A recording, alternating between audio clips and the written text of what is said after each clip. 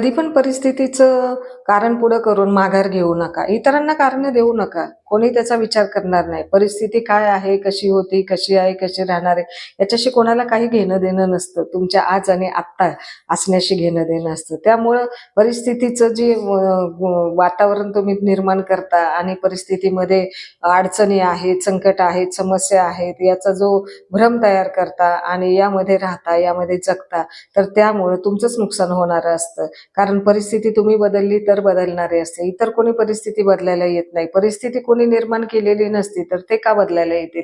परिस्थिती जशी तयार झालेली आहे, ज्या परिस्थितीमध्ये तुम्ही आहात, तर त्या परिस्थितीला बदलण्याचं काम तुमच्याकडे असतं. परिस्थिती तुम्हाला निर्माण झालेली आहे ना, तुम्हीच निर्माण केलेली आहे ना, तर त्यामध्ये बदल करण्याचा अधिकार तुमचा असतो. त्यामुळे परिस्थितीचा कधीही पुढं प्यादा करून तुमची जी लढाई आहे, जी जगवण्याची जी लढाई आहे, तर ती थांबवू नका. तुम्हाला जगायचंय आणि इतरांनाही जगवायचंय.